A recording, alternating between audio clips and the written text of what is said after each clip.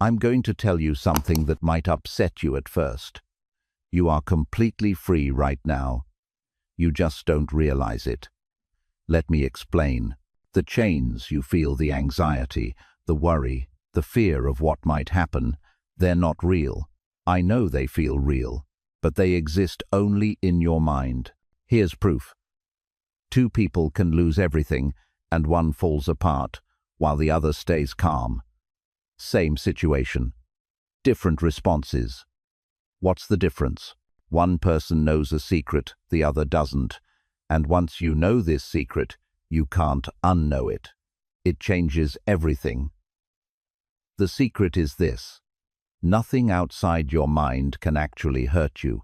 Not really. Not in the way that matters. I know this sounds crazy, but by the end of our time together, you'll understand why it's true. Listen. I know why you're here. Something in your life doesn't feel right. Maybe you lie awake at night, running through all the things that could go wrong. Maybe you feel like you're walking on eggshells, afraid that one wrong move will bring everything crashing down. Maybe you're successful by every measure the world uses, but inside you feel hollow, anxious, always waiting for the other shoe to drop. Or maybe it's simpler than that. Maybe you're just tired. Tired of feeling pushed around by circumstances. Tired of other people's opinions controlling how you feel. Tired of feeling small and powerless. Here's what I know after decades of thinking about this. You're not weak. You're not broken. You're just using the wrong tools. Imagine trying to build a house with a hammer made of glass. No matter how hard you work, it keeps shattering. That's what most people do with their lives. They try really hard, but they're using tools that can't actually do the job. Here's what this video will give you. Not motivation. Motivation fades. I'm going to give you something deeper, a completely different way of seeing your life. 10 principles that have survived over 2,000 years because they actually work. By the end of our time together, you'll understand why nothing outside your mind can truly hurt you. You'll learn the one thing you completely control and why it's the only thing that matters. You'll discover how to stop being pushed around by your emotions. You'll see why most of what you worry about literally cannot harm you. You'll learn how to find peace even when circumstances are terrible. You'll see why loss doesn't have to destroy you. And you'll discover how to be free even when you can't change your situation. What makes this different? I'm not going to tell you to think positive or manifest abundance. This isn't about pretending problems don't exist. It's about understanding what problems actually are and which ones are worth your attention. I'm not going to sell you complicated techniques. These ideas are simple. A child can understand them. But they're deep enough that you can practice them your whole life. And I'm not going to promise this will make your life easy. It won't. Life is hard.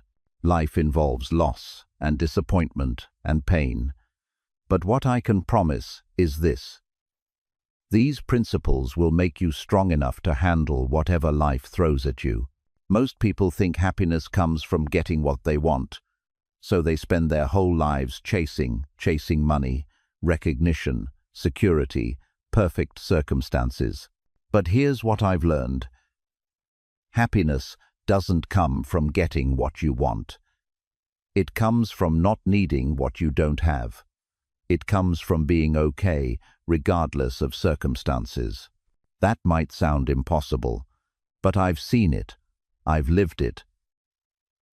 And I'm going to show you exactly how it works. These aren't just ideas. They're practices, tools you can use today, right now. So if you're tired of feeling pushed around by life, if you're ready to become the kind of person who doesn't break when things get hard, if you want to understand what it really means to be free, stay with me. Before I give you the rules themselves, I want to tell you 3 stories. Real things that happened. Pay attention not just to what happened, but to what these stories teach us about becoming unshakable. When I was about 40 years old, the emperor banished me. One day, I was in Rome. Important position, comfortable life, everything I'd worked for. The next day, I was on a boat to Corsica, a rocky island in the middle of nowhere. Everything was taken from me. My career, my home, my friends. Even my family couldn't come with me. The first few weeks were terrible. Not because the island was harsh, though it was, but because I kept thinking about what I'd lost. Every morning I'd wake up and think, this is wrong. This shouldn't have happened. I don't deserve this. I watched other exiles on the island. Some of them had been there for years. Most of them were absolutely miserable. They spent every day bitter, angry, talking about how unfair life was. Some had been rich, some had been powerful. Now they were just stuck, and angry about being stuck. One night I couldn't sleep. I was lying there listing everything I'd lost. And then, almost by accident, I asked myself a different question. What do I still have? And I started listing those things instead. I could still think. My mind worked fine. I could still read. I could still write.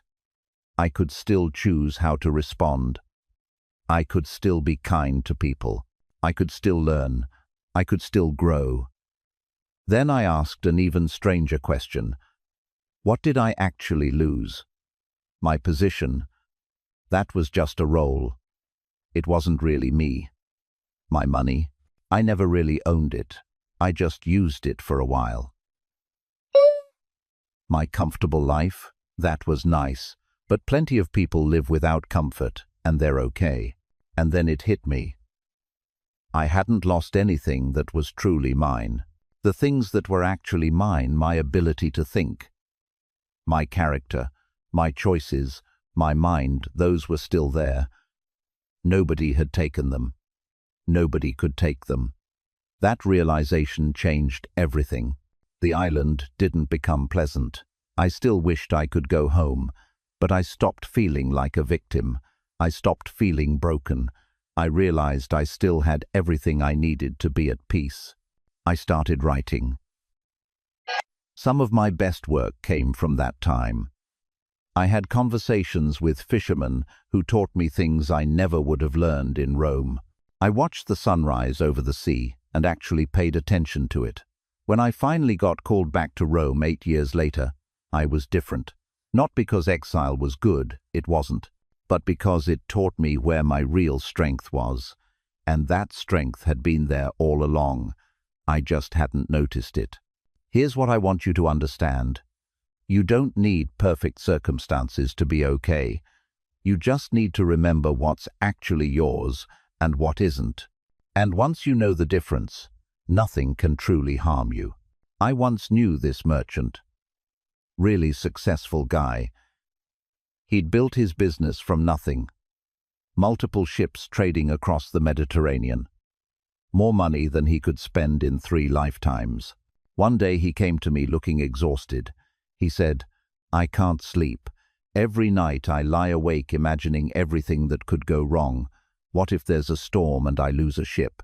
What if my business partner betrays me? What if the market changes?"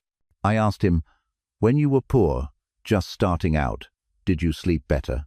He thought about it. Then he laughed, a sad kind of laugh. "Yeah, I slept great back then. I was broke, but I slept like a baby." "So becoming rich made you poor," I said. He looked confused. So I explained. When you were actually poor, you had nothing to lose. You could focus on building. You could take risks. You could sleep.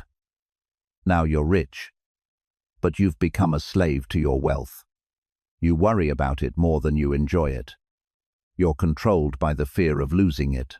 That's not wealth. That's poverty with expensive decorations. He wasn't happy to hear this. "But surely," he said, "it's better to have money than not have money." "Maybe," I said. but only if you remember that you don't need it. Only if you could lose it all tomorrow and still be okay. Tell me honestly, if you lost everything tomorrow, could you be happy? He couldn't answer. And that was the problem. Over the next few months, I taught him something simple: how to practice losing everything. Not actually losing it, just imagining it. Every morning, he'd spend 5 minutes imagining his worst fear, losing it all. His ship sinking, his business collapsing, being poor again. But then he'd ask himself, would I be okay? Could I survive?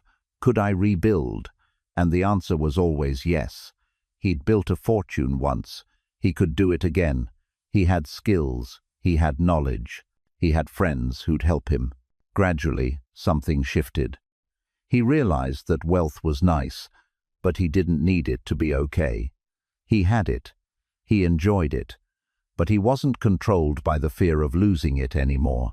And you know what happened? His business got better. When you're not desperate, you make better decisions. When you're not afraid, you think more clearly. But more important than his business, he slept. He found peace, not by getting more, but by needing less. The lesson. Most people think having more will make them happy, but actually, needing less makes you happy. When you know you'd be okay without something, you can finally enjoy having it. This story still gives me chills. I had a friend, not a philosopher, just a regular guy. A craftsman. He made furniture. Good man. Good father. Nothing special by the world's standards, but solid, decent. He got sick. The kind of sick where everyone knew what was coming. I went to visit him, expecting to comfort him. Instead, he taught me something I'd been trying to understand for years.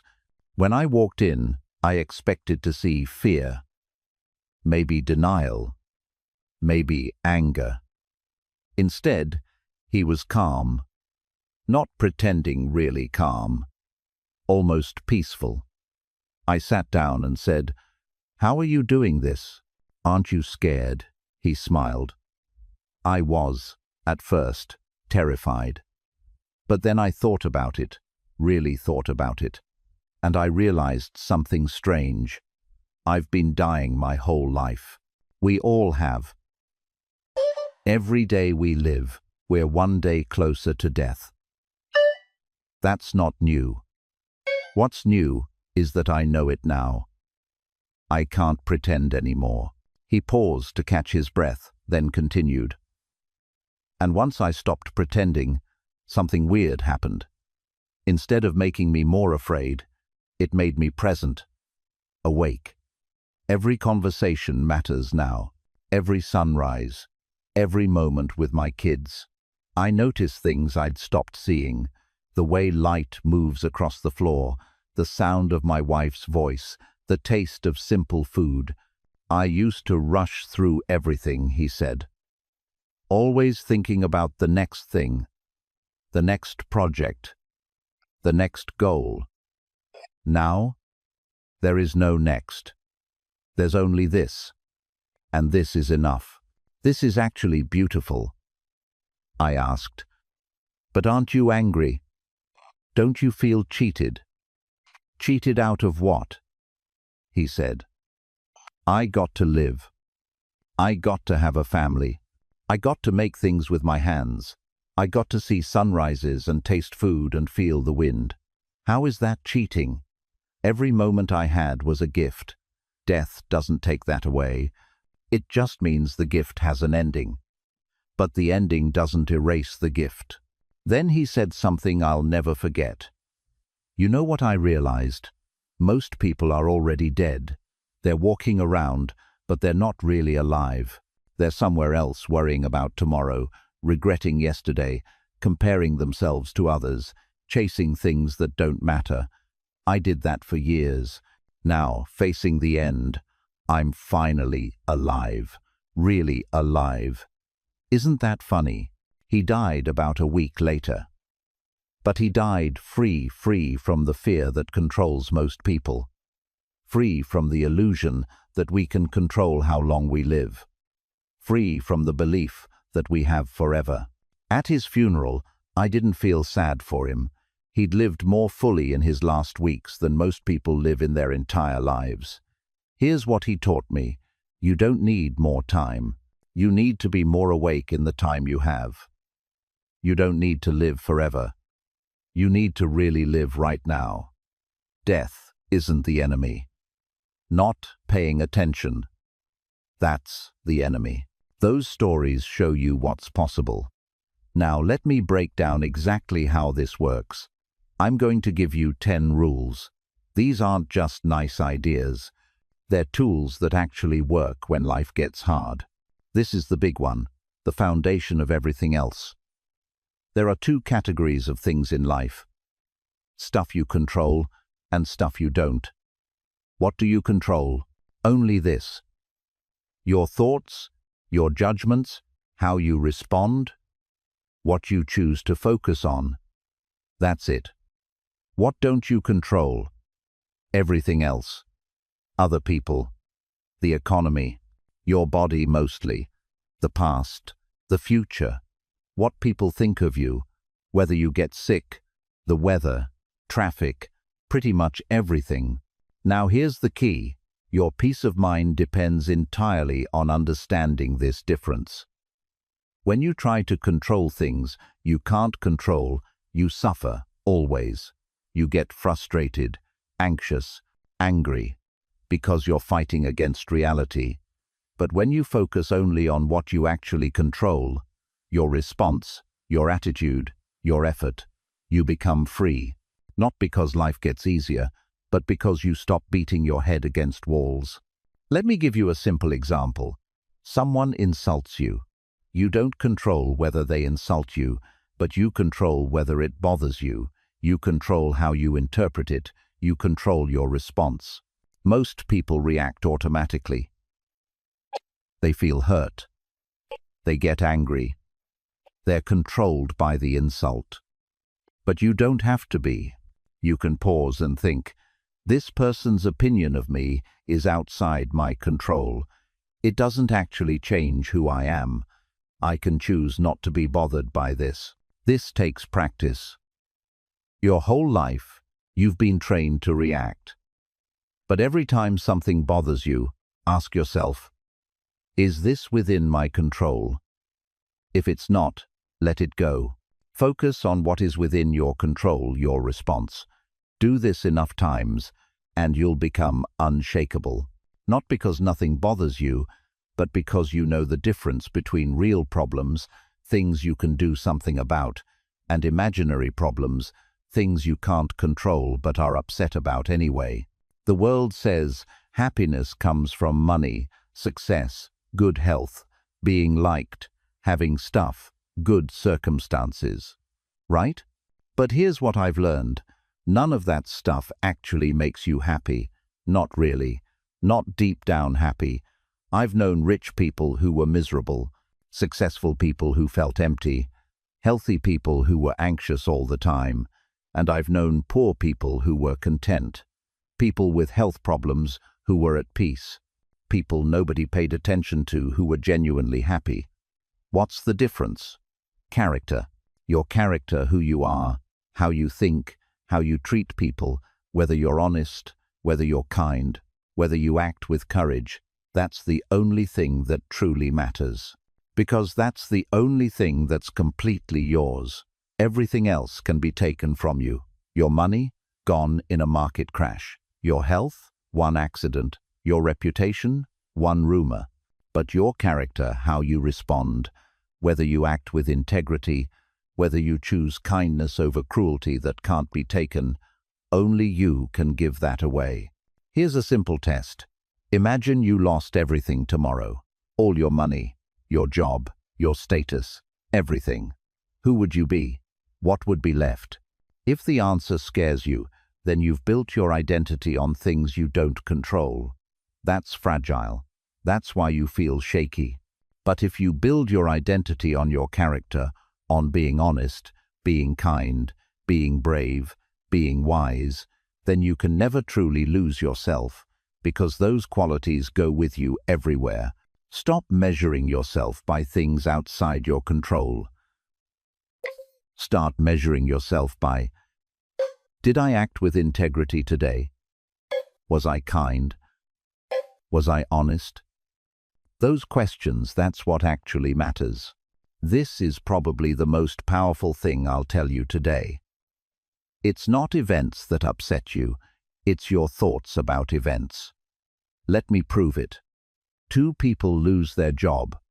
Same situation. One is devastated, one is calm. Why? The situation is identical. The difference is how they think about it. Person one thinks, this is a disaster. I'm a failure. My life is ruined. Person two thinks, this is unfortunate. But I've overcome challenges before. This might lead to something better. I'll figure it out. Same event. Completely different experience. The difference is entirely in their minds. Here's another example. Someone criticizes you. The words themselves don't hurt. What hurts is your thought. They're right.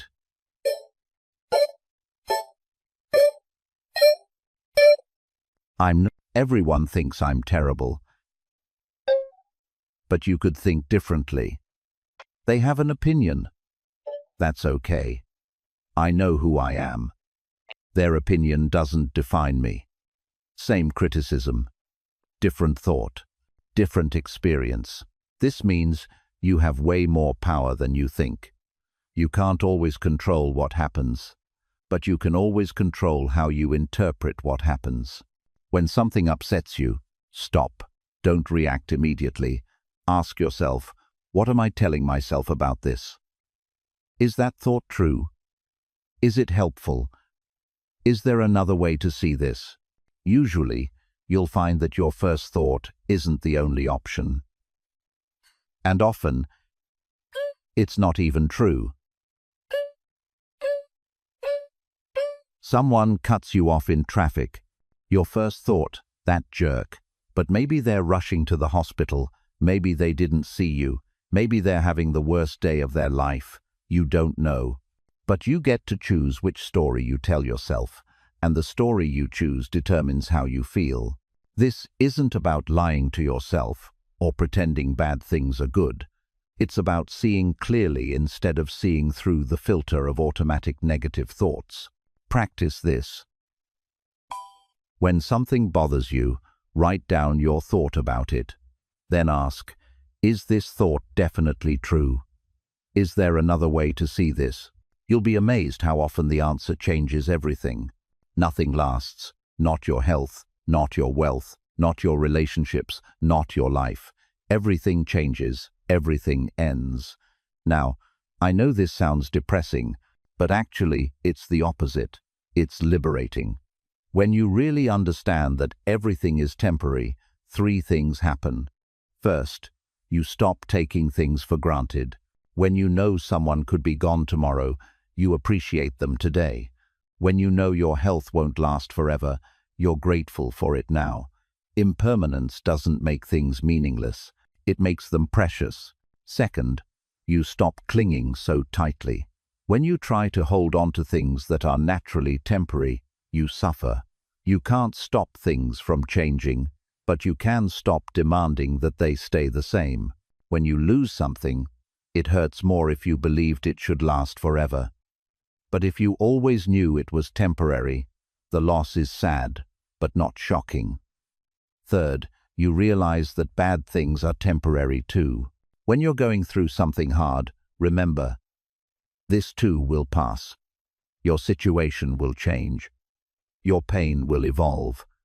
Nothing stays the same, not even suffering. Here's a practice that helps. When you love someone, remind yourself, this person is mortal. Someday, we'll be separated, not to be morbid, but to be present. When you know time is limited, you don't waste it. When you have something good, think, I'm lucky to have this right now. But it won't last forever. I don't own it. I'm just borrowing it. This keeps you grateful instead of entitled. When something bad happens, think, this is hard right now, but it's not permanent. I've survived other hard things. I'll get through this too. The universe is constant change. You can't stop that, but you can align yourself with it instead of fighting it. You can't control outcomes. You really can't. You can do everything right and still fail. You can work hard and still lose. That's not fair, I know. But it's true. So if you measure your success by outcomes, you're going to suffer, because outcomes depend on things outside your control: luck, timing, other people's choices, circumstances. But here's what you can control: your effort, your intention, your integrity, whether you do your best. So that's what you should focus on. Not did I win, but did I try my best? Let me give you an example. Say you're trying to build a business. You work hard, you make good decisions, you treat people well. But the business fails anyway. Maybe the market shifts. Maybe a competitor gets lucky. If you measure success by the outcome, you failed. You feel terrible. But if you measure success by your effort and character, you succeeded. You did your best. You acted with integrity. You learned valuable things. The outcome wasn't what you wanted, but you became better in the process. This doesn't mean you don't care about results. Of course you care. But you don't tie your peace of mind to them. You don't stake your self-worth on them. You do your best. You make good decisions. You act with virtue. Then you accept whatever happens. This is incredibly freeing. When you're not desperate for a specific outcome, you can actually perform better. You're not paralyzed by fear of failure. You're just doing your best work and letting the chips fall where they may. Here's your practice. At the end of each day, don't ask, did I get what I wanted? Ask, did I do my best? Did I act with integrity? Did I make good choices? If yes, you succeeded, regardless of results. Emotions aren't bad.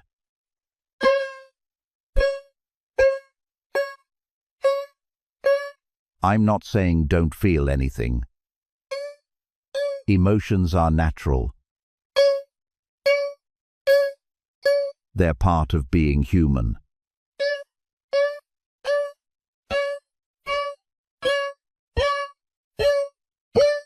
When you're angry, you say things you regret.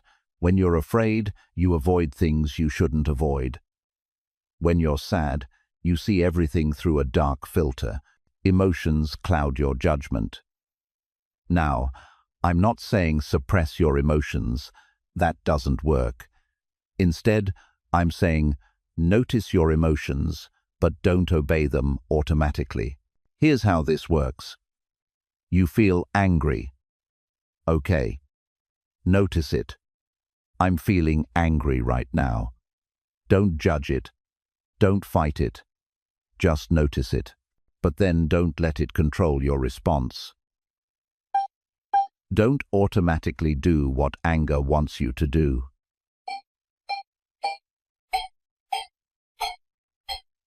Pause. Ask yourself, what would be wise here? What would my best self do? Sometimes your emotion and wisdom align. You feel angry about injustice. And yes, you should speak up. But often, your emotion is just noise. You feel angry because someone criticized you. But getting angry back doesn't help anything. The practice is creating space between feeling and action. You feel something, okay, notice it. But then, choose your response instead of just reacting. This is hard at first. Your emotions are powerful. They want you to act immediately, but with practice, you get better at that pause. That space between stimulus and response gets bigger, and in that space, you find freedom. You're not controlled by your feelings. You have feelings, but you're not your feelings. When you're really good at this, emotions still come, but they pass through you like weather. You notice them. You acknowledge them, but they don't throw you off course. That's what unshakable means. Not that you don't feel, but that you don't get swept away by feelings. When you're stressed or scared or overwhelmed, you're usually thinking small. You're thinking only about yourself, your problems, your fears, but you're not separate. You're part of a bigger whole, part of a family, a community, humanity, nature, the universe itself. When you zoom out and remember this, your problems get smaller. Not because they don't matter, but because you see them in perspective. Imagine looking at Earth from space. All the things that seem huge, your stress, your embarrassment, your failures, they're happening on a tiny planet in a vast universe. That doesn't mean they don't matter, but it means they're not as all-consuming as they feel. This perspective is liberating. It takes the pressure off. You're not the center of the universe. Your problems aren't the biggest problems ever. And that's actually good news. It also reminds you that you're not alone. Other people are going through their own struggles. We're all in this together. When you remember that, you feel more connected, more compassionate, less isolated. Here's a practice. When you're stressed, take a step back. Picture yourself from above. See yourself as one person among billions. See your life as a brief moment in cosmic time. This isn't about making yourself feel small in a bad way. It's about seeing clearly. You matter. Your choices matter. But you're also part of something much bigger than yourself. This helps in two ways.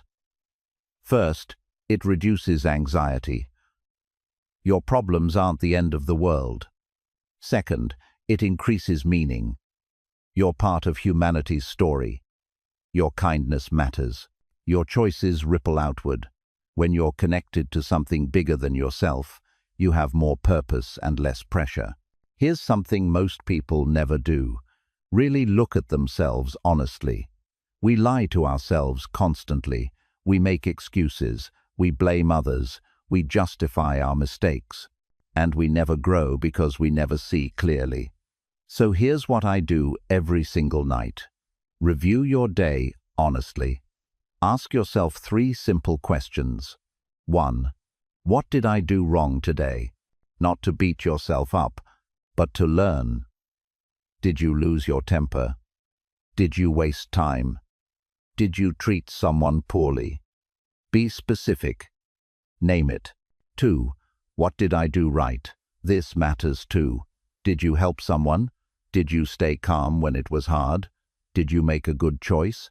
Recognize it. This isn't about ego. It's about reinforcing good patterns. What could I do better tomorrow? Based on what you learned today, what will you do differently? This takes 10 minutes. That's it. But it's incredibly powerful.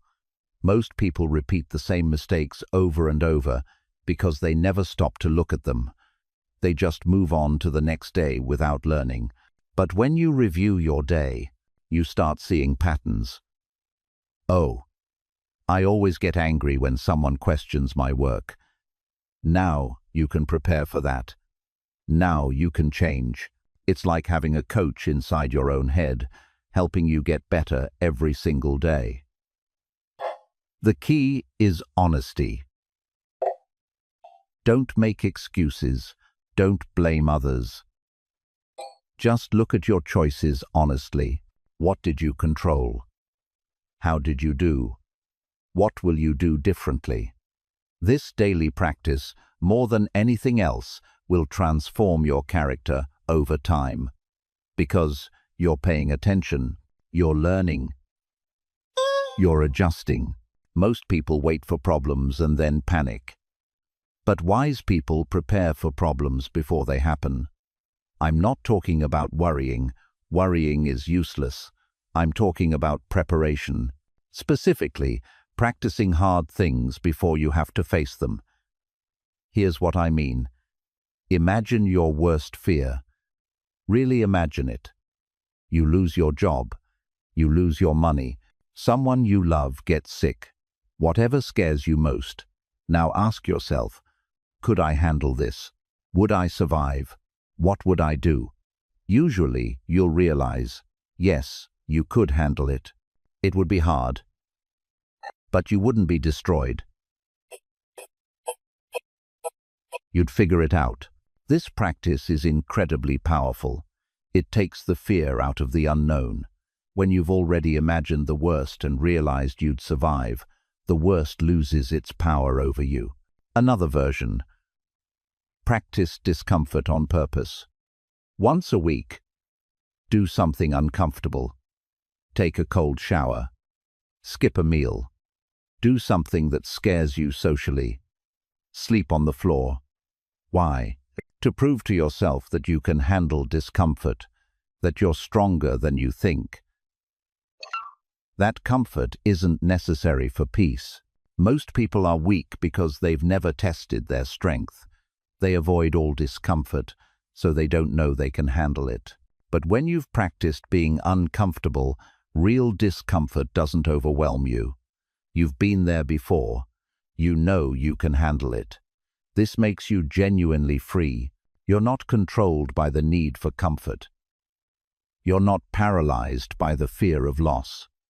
Because you know you've proven to yourself that you'd be okay even if bad things happened. If you knew you were going to die tomorrow, how would you live today? You'd tell people you love them. You'd forgive old grudges. You'd stop worrying about stupid stuff. You'd be present. You'd notice things, the sky, people's faces, simple pleasures. So why aren't you living that way now? Because you think you have forever. But you don't. None of us do. We just pretend we do. I'm not trying to scare you. I'm trying to wake you up. You don't have to be dying to live fully. But you do have to remember that you're mortal. That today is the only day you definitely have. This changes everything. Suddenly, petty concerns fall away. You don't waste time on things that don't matter. You don't postpone important conversations. You don't take people for granted. You live with attention, with intention, with gratitude. Here's a morning practice. When you wake up, think, I've been given another day. This might be my last one. How do I want to use it? Not in panic, in clarity. What actually matters? Do that. What doesn't matter? Let it go. And here's an evening practice. Before bed, think, if I died tonight, would I be satisfied with how I lived today? If not, tomorrow do better. This isn't morbid. It's the opposite. It's about being fully alive right now instead of waiting for someday. Most people reach the end of their lives and realize they never really lived. They were always elsewhere in the past, in the future, in their heads, in their fears. Don't let that be you. Remember, you're alive right now. This moment is all you truly have. Be here, be present, be awake. Okay, those are the 10 rules. But knowing them isn't enough. You have to practice them. Let me give you specific things you can do starting today. Every morning, before you check your phone or do anything else, spend 5 minutes setting your mind right. Sit quietly. Take 3 deep breaths. Then remind yourself of 3 things. 1.